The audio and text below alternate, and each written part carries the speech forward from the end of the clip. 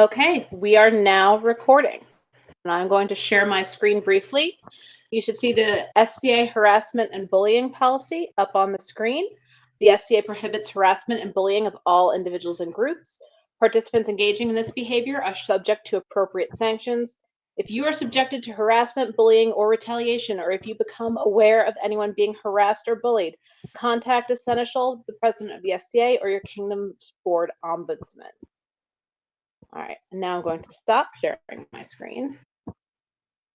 And I'm going to turn it over to Mistress Lada, who will be leading this class this evening. Hi guys, thank you for joining me today.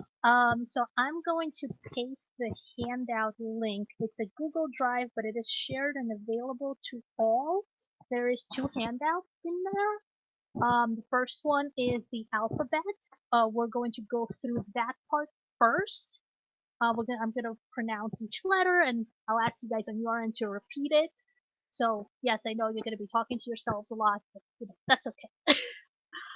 And then part 2 is the actual words and phrases that we're going to delve into that next. So while you're all downloading the handout and getting that to open, I'm going to say a few words about myself. In the SCA, I'm Mistress Lada Monguligin.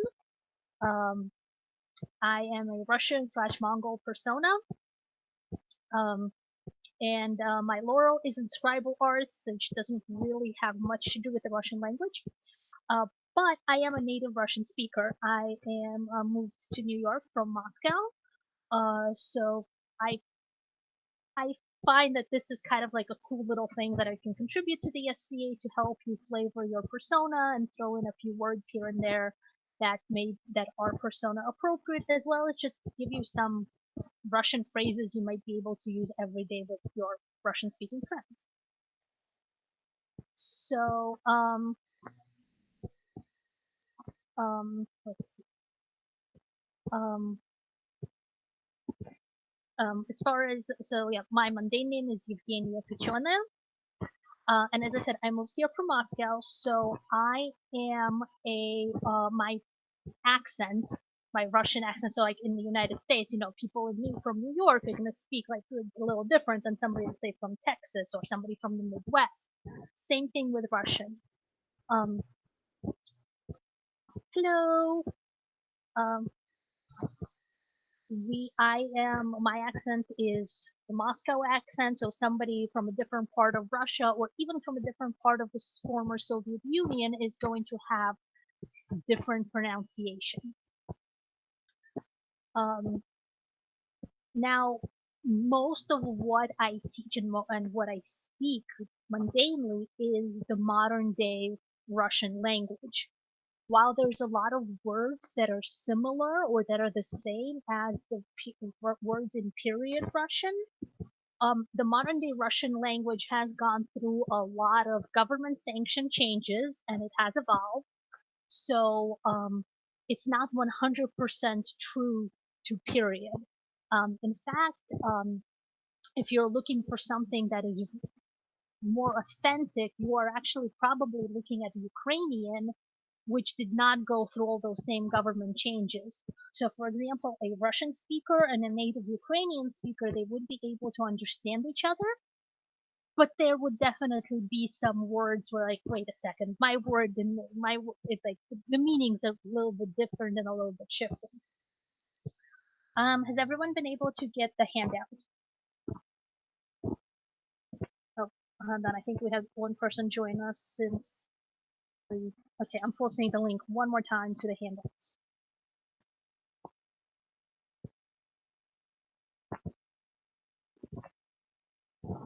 So you want to start with the handout portion the handout that is labeled the alphabet 2020, Russian class alphabet 2020. Actually, before we delve in, does anyone have any questions? No. Okay. So we're going to start with the alphabet, and now this is the modern Russian alphabet. I have pulled this off of Wikipedia. Yes, I know Wikipedia, we don't consider it a reliable source, but in this case, it gives us the basics. It gives us like a good overview of the alphabet.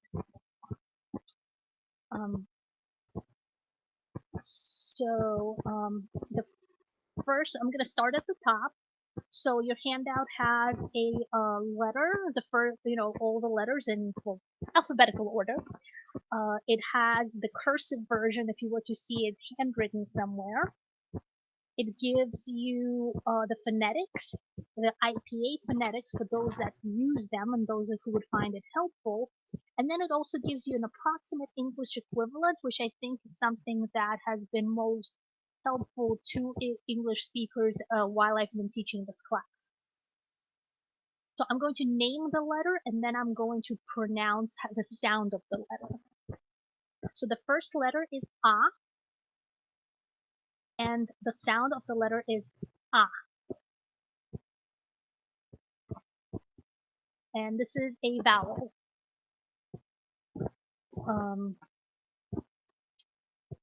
The next one, the letter is B, and the sound that it makes is B.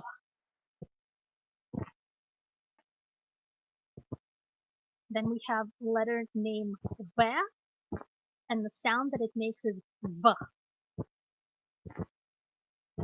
We have G, with a sound of G. D, with a sound of D.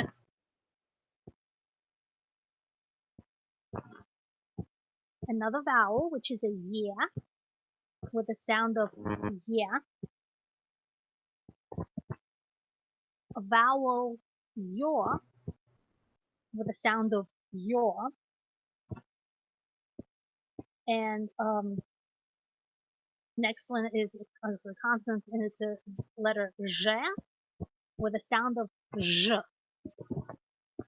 For this one, think of like a buzzing bug.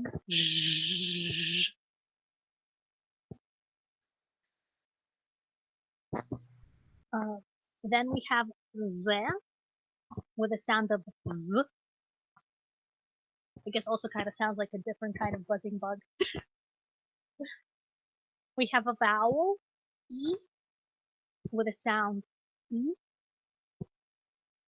Now here is a letter that this is not a vowel, it's called the short E, or in Russian the E kratkaya. It makes the sound of Y, and a lot of what it does, it affects how other letters are pronounced. And it affects like the overall sound of the word, so you will hear that when we get to the actual words portion of the class. We have letter K, with a sound of K, kind of like it's an exhale. We have an L, with a sound of L, an M, with a sound of M, N, with a sound of N, a vowel O, with a sound of O, a P, with a sound of P, P, and R, with a sound of, so this is a sound of R. So this one, I know this has been one of the letters that I know is particularly hard to get because there's no hard R in the English language. So what you want to do for this one, I'm going to turn sideways so you can kind of see my mouth a little better. So you want to put your tongue behind your front teeth and exhale.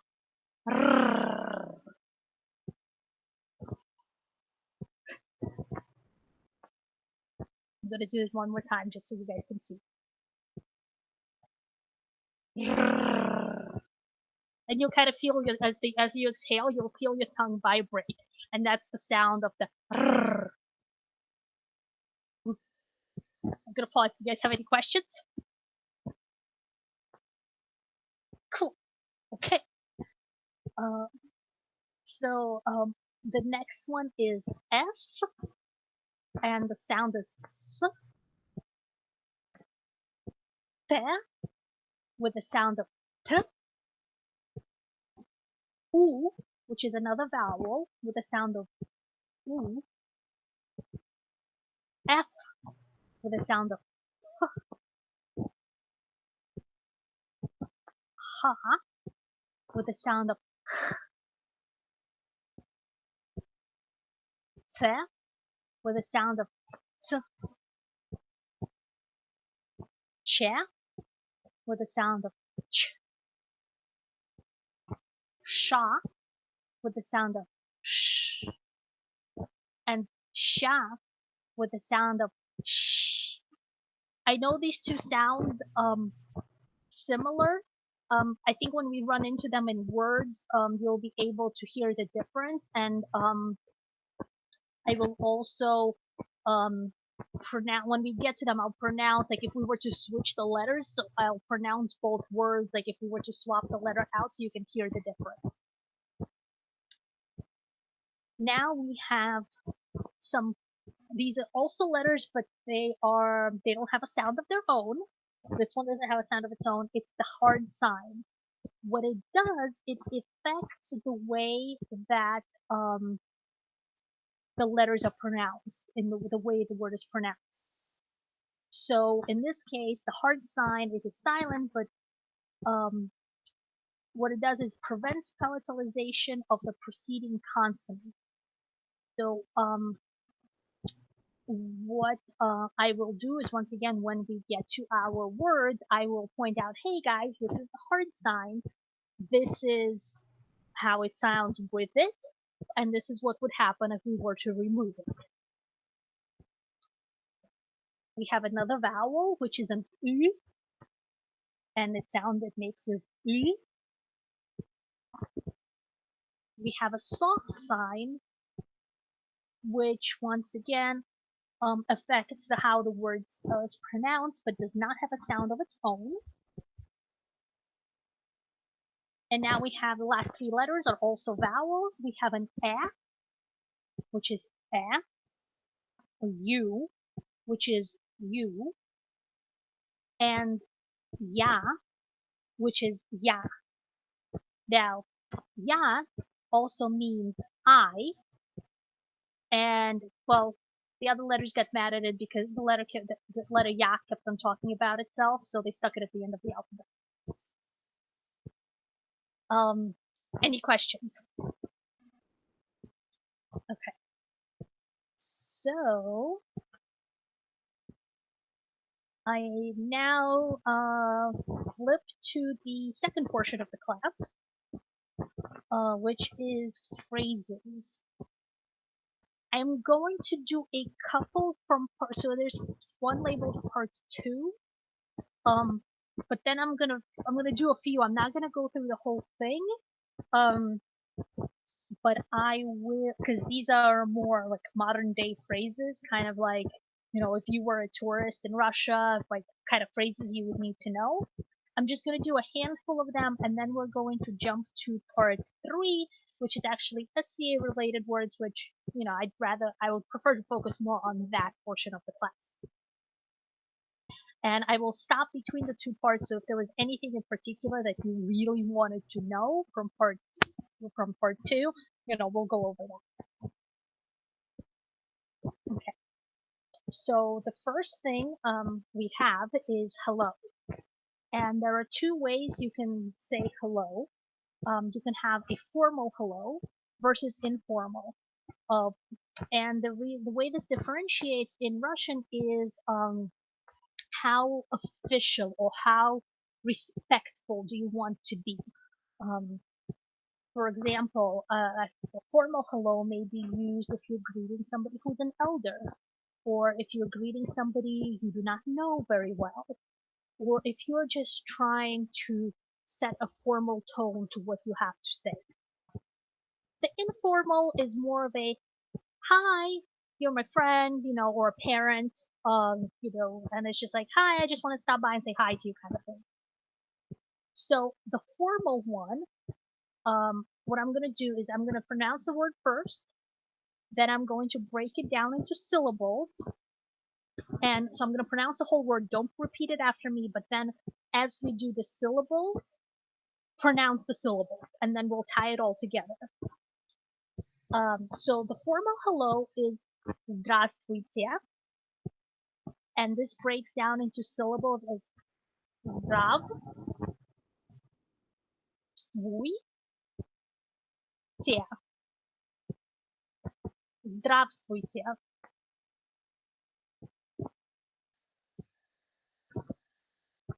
I'm going to pronounce it one more time and break it down into syllables. The whole word is здравствуйте, and it breaks down into здравствуйте.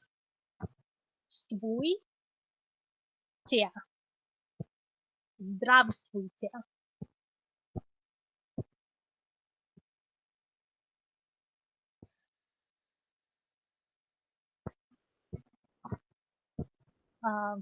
Any questions on that one? I know that we like start with the hardest one first. Like we get that one out of the way, and it's all smooth sailing from here. I was gonna say, Lada, this one's tricky. Yes, there's a lot of consonances packed together in there. So there was a comment in chat about the formal versus informal. Is it the similar mentality to like a formal versus informal treatment in French or in Italian? You know, we have this idea of vous versus tu in French. Yes. I don't know. Yes. Yes. Okay. Yes, it is very similar to that. Yes. So that's the formal hello, and what it literally means is you're wishing somebody well. Now, if you want to say informal hello, that is привет. And that's привет.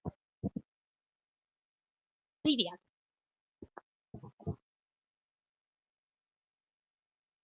That's informal, not, not very complicated. And I will tell you now, if you have a hard time with the first one, if you say the second one to somebody, they're not going to get offended.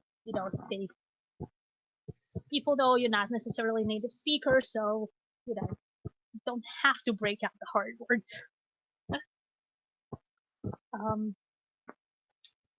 We're going to jump down to goodbye. Once again, we have a formal and an informal goodbye. So the formal goodbye is до свидания, and it's до свидания. До свидания.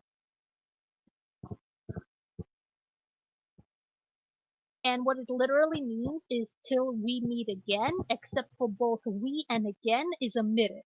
So it's till we meet. So for example, this is similar to how you will notice as we do the phrases, the Russian language does not have the to be verb that is pronounced how it is in English. So like, and you will see it like when we go into things like I am hungry. It will just be I hungry in Russian. So I'm going to do that one more time. До свидания. До свидания. До свидания. And the informal would be пока. Пока. And what all that this means is bye for now. So, you can also say, and this is neither formal or informal, this can be used interchangeably, it's until tomorrow, and that would be до завтра. До завтра. До завтра. So in the phonetics, there's a little accent mark where I break things down. That's where the accent in the word should go, in case that was not that wasn't obvious. So we will do please and thank you. So please is пожалуйста, which is пожалуйста. Пожалуйста. and it literally means upon your wishes. Excuse me. And then thank you would be спасибо, which is спасибо. Спасибо.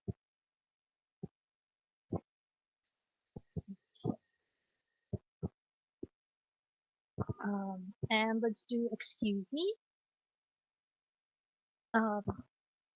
There is извините, which is извините. Извините. And прошу прощения. Прошу прощения. So this is where we have the first word has a sh, the second word has a sh. If the second word had a sh in it, which is one without the little hanging tail, instead of прощения, it would be прошения. Can you guys hear the difference?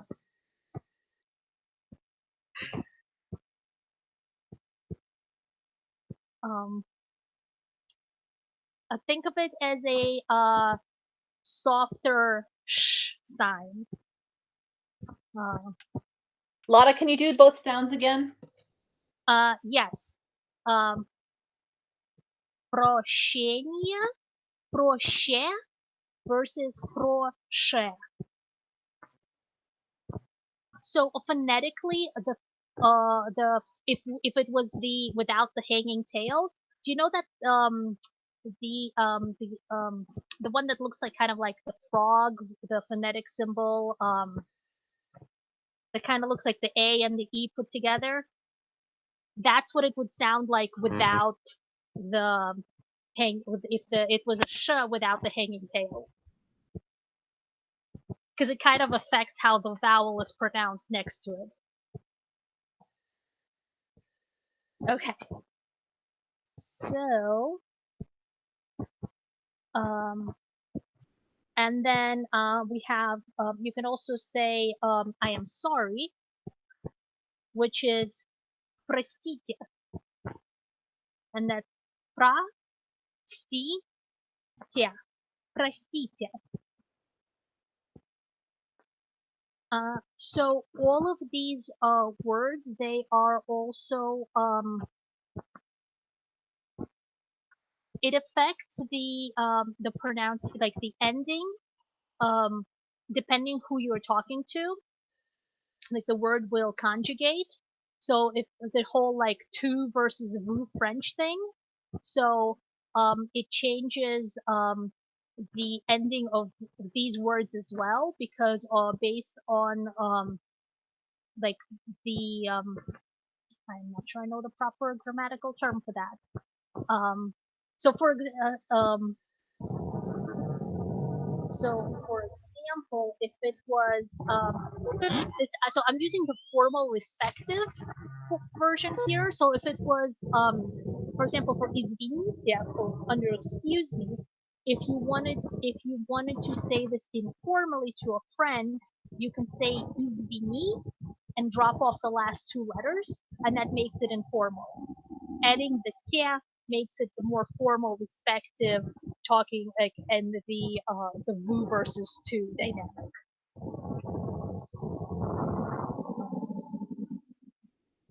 So, okay, I'm gonna really quickly just finish off that column because we have yes, which is da. We have no, which is нет. We have good, which is хорошо, which is хорошо, хорошо. And we have bad, which is плохо, which is плохо, плохо.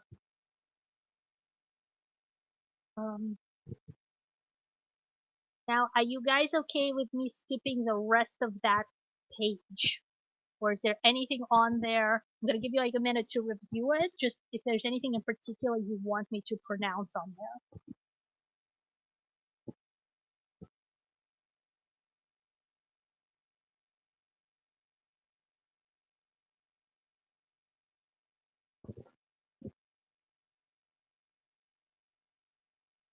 No? Okay. All right. So, then let's move down to the next page. So, here are some SCA related terms and phrases. I actually updated the section since last time I taught the class because I found a few like new cool things, so I'm kind of excited. So some of these are SCA approved alternative titles. Some of these are not, and I will explain, if they are or if they're not. So we're gonna start going through all of them, and then we may jump around, see how our time is. We have until 8, right? We have until as long as you want, Lada. Okay. But eight's good. Eight's a good goal. Okay. All the Russian, all the time. Okay. So the first one is my lord. So the first one is the non-SCA approved, but the word lord has been adapted to the Russian language, particularly in like probably 17th or 18th centuries, as Peter the Great opened up and like normalized relationships with Europe. The word lord came over to the Russian language. So, my lord, if you wanted to, so moi lord. Moi takes on the gender of the noun of the word lord, which is masculine. Because in Russian you have 3 genders. You have masculine, feminine, and neuter. So your verbs, adjectives, um, and various other parts of speech will take on the gender of your nouns and your subject, of the sentence. But we're not going to delve into that. I'm just giving you a heads up that, that happens. Now an SCA title alternative to my lord is, one of them is поместник, and that's поместник.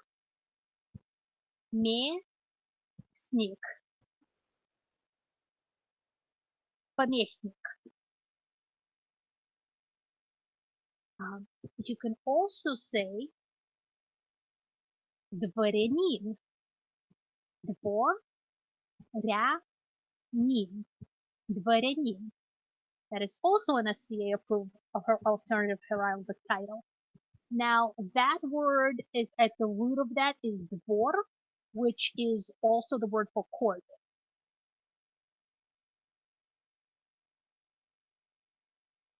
And the last alternative, which is also an SCA heraldic title, боярин. Боярин. Боярин.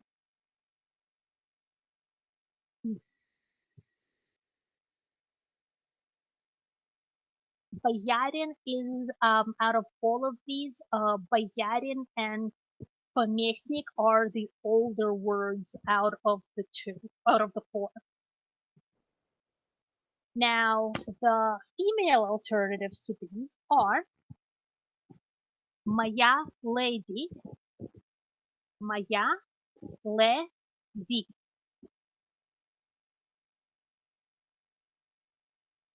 Поместница, поместница. Поместница. Дворянка, дворянка, дворянка. And боярина, боярина, боярина.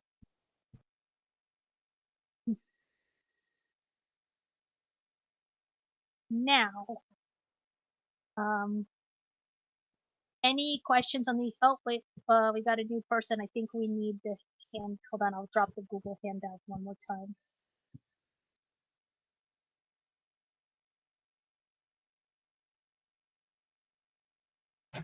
I have a question.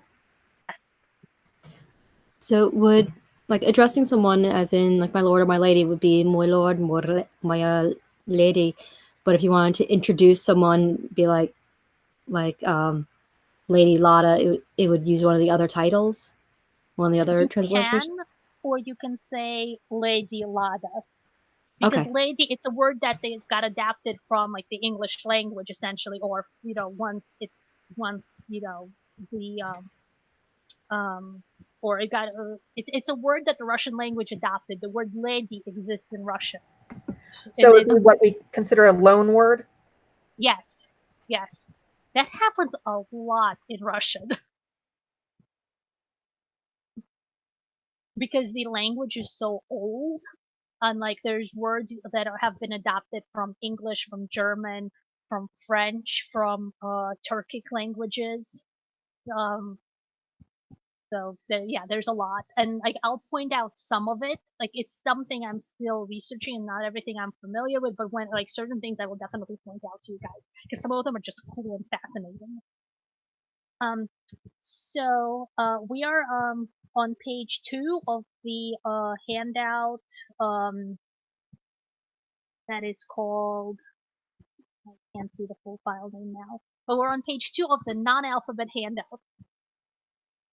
So now, for example, if you wanted to, but purple, to answer the rest of your question, yes, you could also use one of the other titles. That's fine.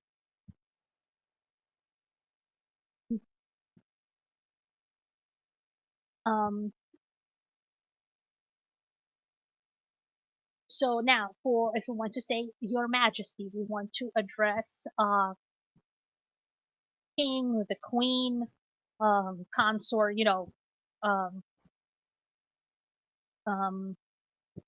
forgot what that's the one that's not consort right now, but like if you want to address the throne, those Sovereign. that are on the sovereign. Yes, thank you. So here you would say the words you would use is Ваше Величество. It's Ваше Величество. Ваше Величество.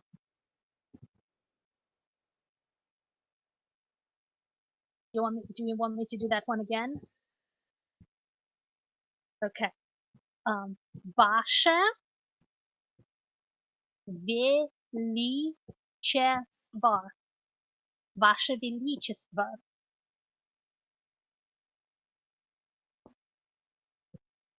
So interestingly enough, the word Величество, the noun Величество, is neuter.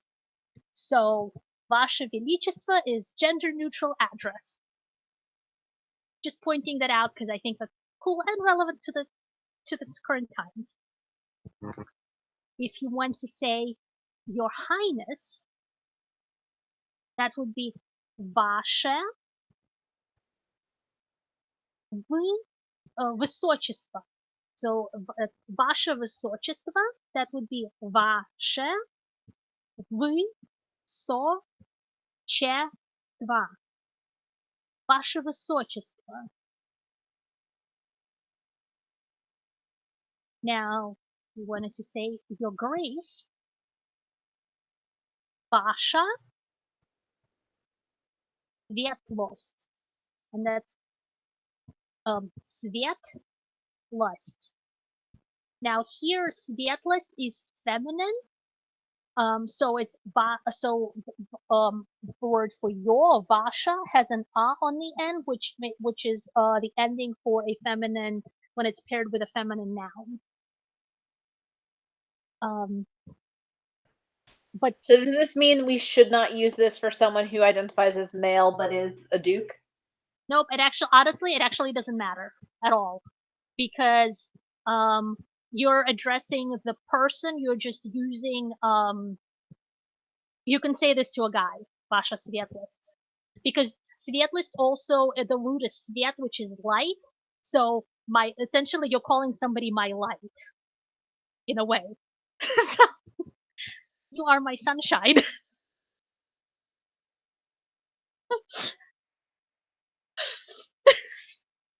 Overheard in ANS online classes. Everybody else broke out in "You are my sunshine." I guarantee it. So now this was the one that kind of is going to pack a lot of syllables together for your excellency. Ваше превосходительство. Now I'm going to break it down into syllables before we pronounce the whole thing together. That's pre, vo, scha, di, тель, ства. Превосходительство.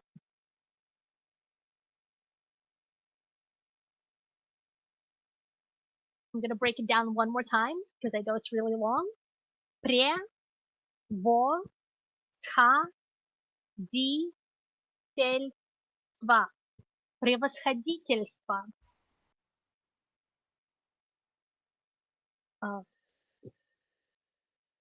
One more time.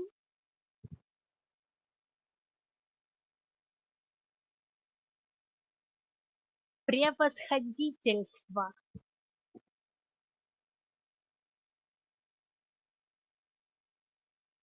Okay, so it has the soft sign in there.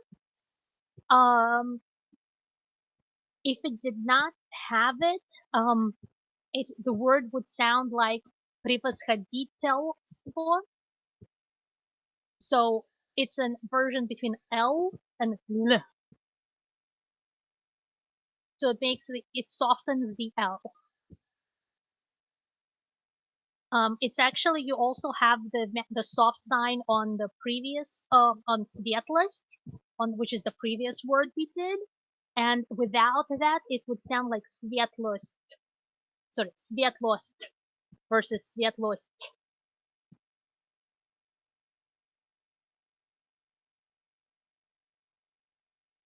And I will point it out again as we go through more phrases. So now we have some titles, some words to say for master and mistress. For master, we have, well, first of all, you can say master. Once again, this is a word that has been adapted into the Russian language. And master, it specifically in Russian, it also means a craftsman or like a high-level craftsman. So, which is why it makes it extra appropriate for a title of master in the SCA, especially if you're thinking of a laurel. The other word for master, for example, when we're talking about a master of the house, is хозяин, and that's ha-zya-in, хозяин. It would also be like owner, the proprietor. Now you can also use boyarin, which is a noble title, which is apparently, the SCA Heralds recommended for both use for as alternative to lord and master. And now boyarin, okay, I put the note down here, but the roots of that word are from Bulgarian. So lots of languages have been borrowed from all over the world. Now, as far as mistress goes, while the word has been adapted, it has been changed to accommodate the feminine Russian ending, so it could be masteritsa, and that's mas-te-ri-sa, masteritsa. And now this is, once again, we're talking about a craftsman, or somebody who is a craftsman. You can also use the word master, even though the word itself is masculine. I mean, we have seen female laurels take on the title of master, so I don't see why you can't just do the same. There's really nothing precluding you of doing the same with the Russian language. For the alternative to owner or proprietor, which is would be хозяйка. That's хозяйка, хозяйка.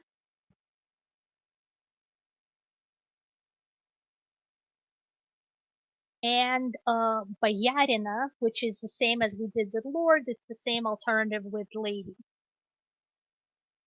Now, here's where things get kind of interesting and fun. The word for king. So the Russian, I'm going to go to the second one first, because that is the equivalent of what the king would be to, like, in Western European culture, it would be the great prince. And that's Veliki Knyaz. That's Veliki Knyaz. And this comes from the old German König, or the Swedish Konung. That's where the roots of that come. And I believe that this one actually came through when the Ruriks came down to Russia to rule in Kiev. I believe that's where that word traveled down with them. This is an SCA heraldic approved title. Now, there is another Russian word for king, and that's korol. Karol. Karol. Now, it sounds a lot like the name Karl, right? Well, that's because the first king the Russians met was Karl I. And they were like, oh, Karl! So that means that all the other kings that they met were also Karl. So for example, if in persona you wanted to address a king that's on the throne who is not a Russian persona, you can absolutely use Karol. And if they are a Russian persona, you can say Veliki Knyaz.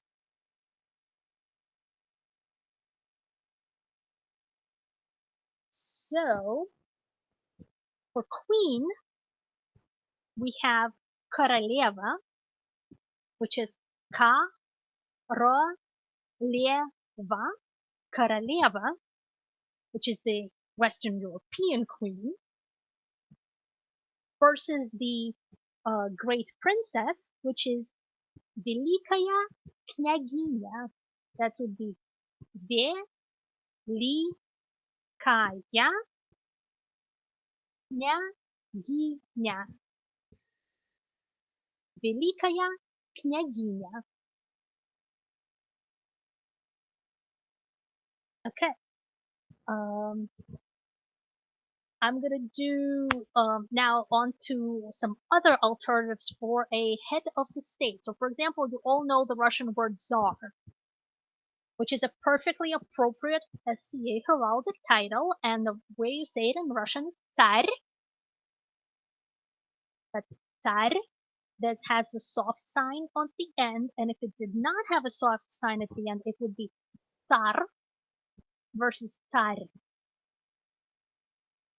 Now, yes, it is an SCA approved heraldic title, but the first Tsar of Russia was actually Ivan IV, or Ivan the Terrible, and that was in 1547. So that's a 16th century title, specifically 16th century title. So yes, you could use it, to any Russian persona. For example, if there's a Russian king on the throne. But just so you know, historically, that title did not come to exist until the 16th century. And then you have Tsaritsa, which is Tsaritsa. Tsaritsa, which is the feminine equivalent of Tsar. All right, I'm going to pause here and I'm going to see if there was any questions. Okay.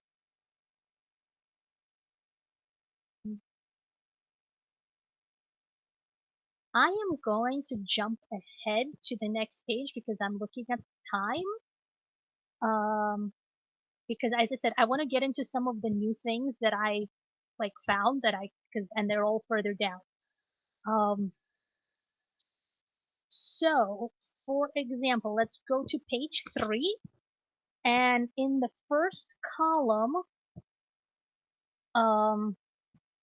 for example, we have long live the queen, for example. So the reason I leave the blank in there is because, it's essentially a fill in the blank phrase that you can use. And that would be, да здравствует. I'm gonna break it down now. Да здравствует. Да здравствует. It is very similar to здравствуйте, which was the very first word we did, because it is the same thing. You're wishing somebody well. You're wishing somebody the long health. I'm gonna pronounce it one more time and break it down one more time. Да.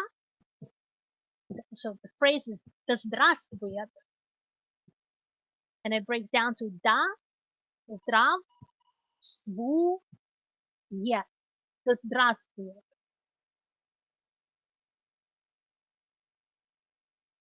Now another cheer that you could do, and so the long live, that's probably as close to a vivat as I could find. I'm going to try to do some more research on that because I haven't found anything that's quite exactly a vivat. There is, however, a huzzah, which is just a general cheer, and that would be ura. And that's ura, ura.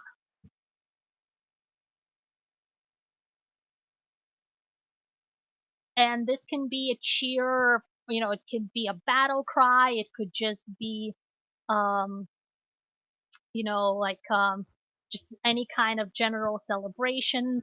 I know some kingdoms use huzzah instead of vivat in court, so that's where that would be appropriate. So now I'm going to go down to the coat of arms.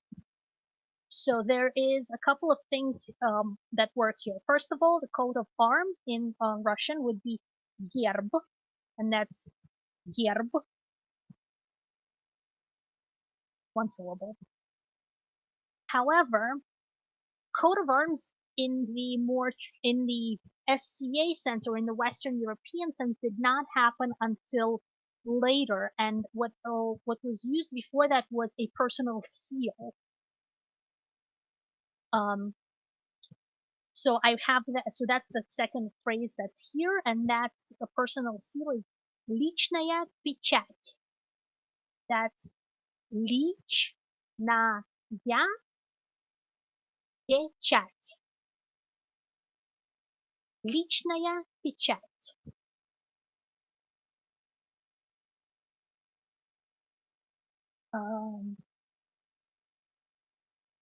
Now let's see. Okay. Another word that I found. So this was a word that is now going to skip over to the next column over for the word for gifts and largesse. So this word is specifically for gifts. This is what I found this in the Russian folk tales. I think it is appropriate to use for the word largesse because it talks about gifts to a great prince and that he liked the gifts. So I think that this is appropriate. And the word is drava. Drava. Oddly enough, the literal translation modern day is firewood, but they were clearly not talking about firewood when they were talking about the gifts. So, not sure why, but I thought that was kind of cool. That's one of those, to see if I can dig up more info on. Alright, I'm gonna go down that column now because there's just some kind of cool phrases that you could use that would be appropriate for SCA.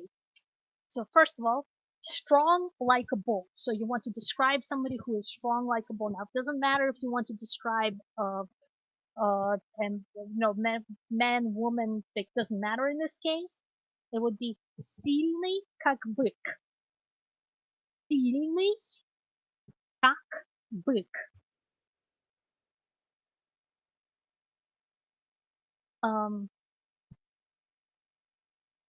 If you wanted to describe a handsome guy, добрый молодец, and that's добрый молодец. Добрый молодец. It also does not have to be necessarily handsome. It could just mean a good youngster. This is very much like a folktale kind of phrase, oftentimes used to describe the main hero, who, if the hero is a man. Now, if you want to describe a beautiful lady, it's красна девица, and that's красна девица. Девица. Красна девица. Now, krasna is the root as kras, which is beautiful, but also the word krasny, which is a slightly different ending, is the color red, and the color red has very big significance in Russia. It is, the color that's beautiful, the color that also is used to guard against evil spirits. So color with a lot of significance and meaning, so it's appropriate that it would be used for something that's beautiful. Now, you could switch these two up. There's really enough. If you want to say krasny, which also is the ending, masculine ending for the word, if you wanted to make that word, that adjective, masculine, so you could say krasny молодец, which would be a beautiful guy. Now, if you wanted to say somebody's being stubborn like a donkey, упрямый как осел. Упрямый как осел. Упрямый как осел. If you wanted to make this feminine, it would be упрямая. Упрямая как осел.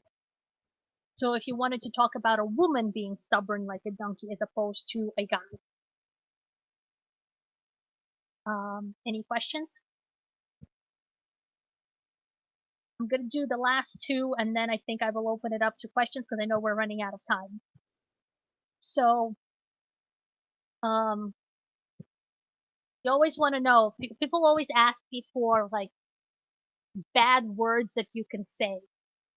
And now in Russian, curse words are very different than in English. In English, the curse words are much more commonly used, while in Russian, there's a very heavier, like you're really cursing somebody. It's more like really a curse, and it's something that's completely not appropriate in any kind of, everyday conversation. I'm going to paste, I see we have somebody else who just joined us. I'm going to paste the link to the handout Google Drive. So here you go. We are now on the non-alphabet handout, page 3, towards the bottom of the second column. So what I teach now 2 words. So the first one is damn, and or the equivalent of. So for example, you drop something heavy on your foot, damn. Well, what you can say is chort, and it's chort. Literal translation, the devil. So essentially you are blaming it on the devil. And now the next word is something that I found, very recently. And that's the word for if you want to call somebody a jerk. Svoloch. Svoloch. Now, this word is actually, this is absolutely a period word. It dates back to 14th century. And the root of it, voloch, comes from the word to drag, which essentially, so literally, when you call somebody this, you're dragging their name with the trash. Or think of something like, oh, it's what the cat dragged in.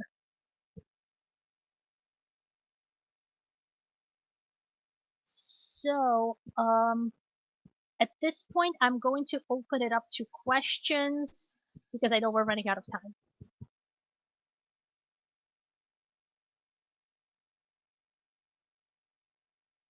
Feel free to unmute yourselves and ask, or, ask in the chat. Are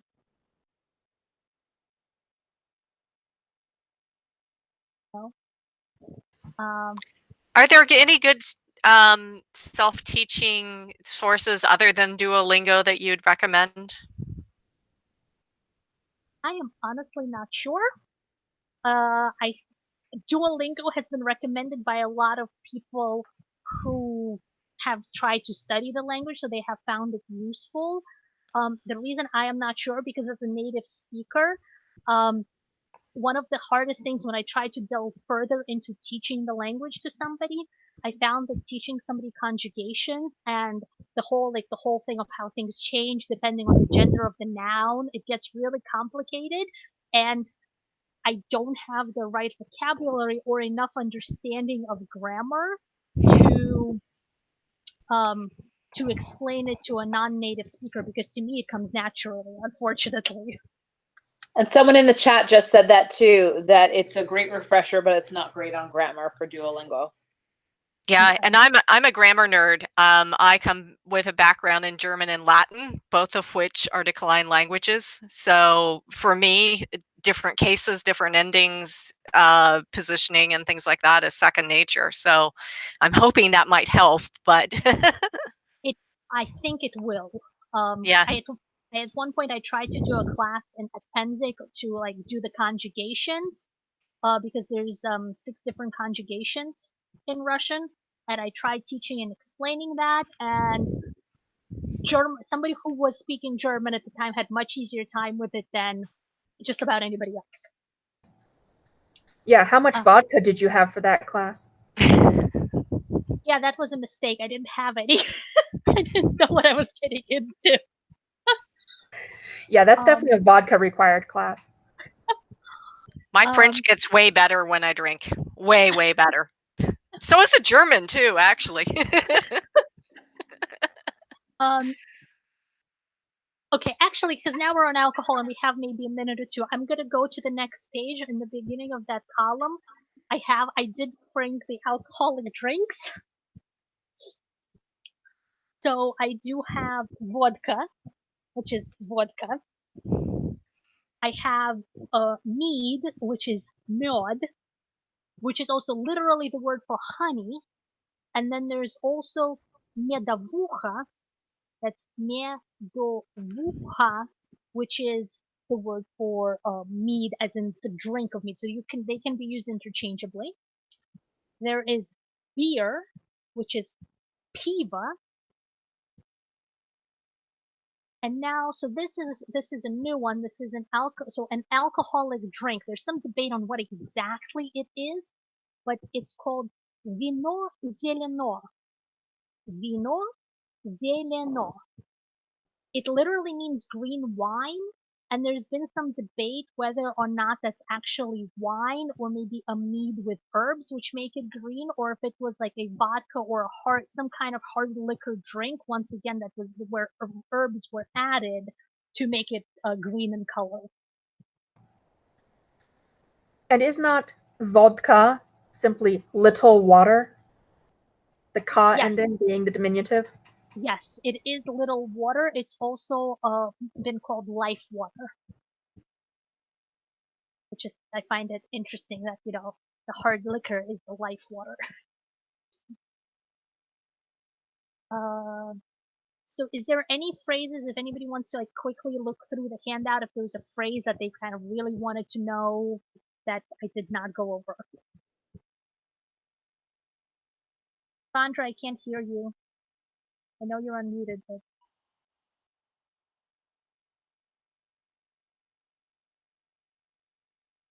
nope.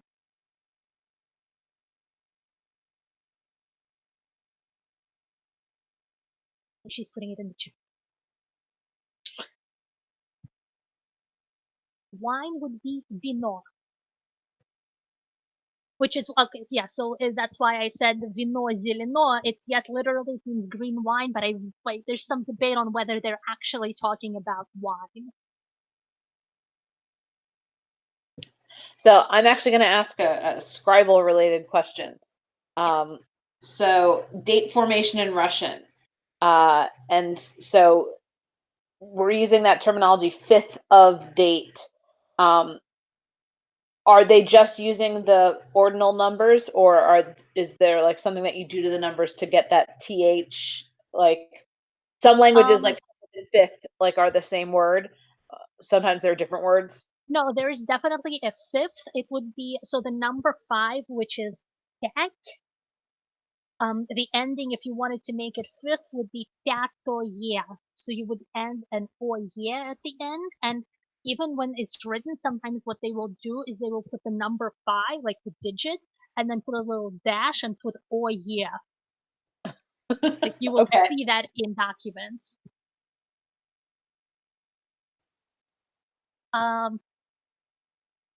Ask me later. I will actually like show you. There's a whole like thing on period numbers in Russian, because they use the period Russian alphabet to substitute the numbers, and then just put the symbol across the top to say, oh, that's a number, by the way.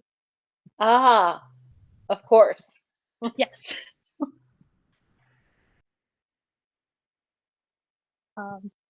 So any other questions? So you got the wine question. It looks like we're clean on chat. Okay. Well, I'm going to then stop recording, but before that, I'm going to say thank you to Mistress Lada. You are welcome. Thank you all for coming and joining me. So hopefully this was helpful. And I'm stopping recording now.